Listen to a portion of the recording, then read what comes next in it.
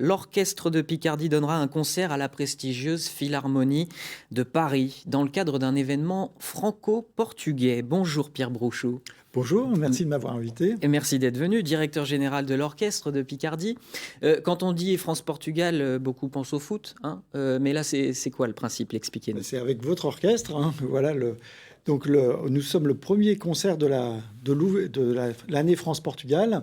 Donc c'est une année qui regroupe plus de 200 manifestations et qui lance l'année France-Portugal, c'est-à-dire dans le cadre de la présidence française puis portugaise au Conseil de l'Europe. Voilà. Donc on est très heureux que notre orchestre ait été choisi pour faire le premier concert de cette grande série. J'imagine. Alors artistiquement, on va voir quelques images des répétitions ce matin.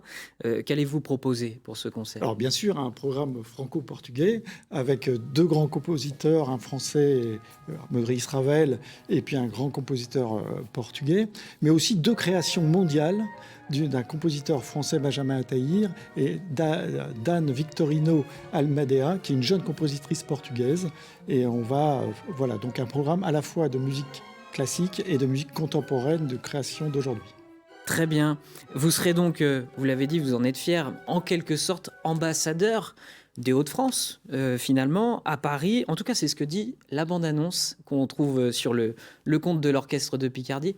On la regarde et puis on parle de la situation de l'Orchestre de Picardie juste après.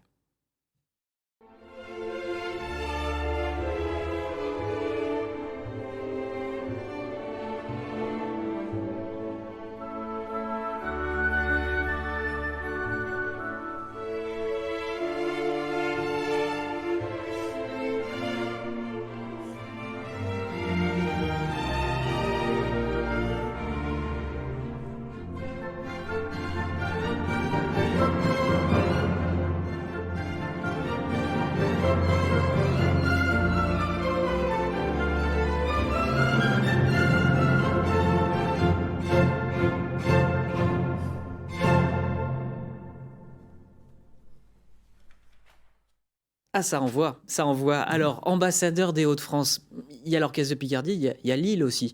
Comment ça se passe, la concurrence? Alors, il n'y a pas de concurrence, on peut parler plutôt de complémentarité.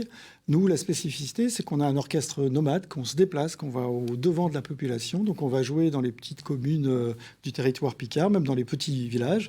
Mais parfois, on est très intéressé par la dimension nationale, internationale, ici européenne, et de pouvoir représenter notre territoire en Europe. Et ça se passe bien parce qu'on se souvient, il y a 3 ans, l'Orchestre de Picardie avait des difficultés financières. Amiens Métropole avait dû mettre au pot.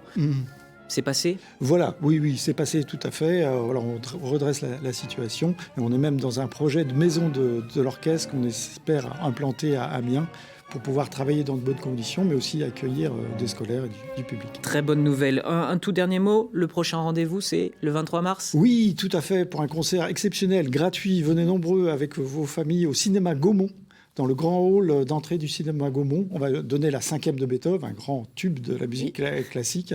Voilà, donc c'est accessible à tous. Donc venez nombreux. Gratuit. Et on vient, on s'assoit comme on veut. Voilà. Oui, il n'y a pas besoin de réserver. On vient en tenue comme vous êtes. Vous venez nous écouter. Merci beaucoup Pierre Brochou, en tout cas, d'être venu, vous aussi, comme vous êtes, nous présenter toutes ces démarches de l'Orchestre de Picardie.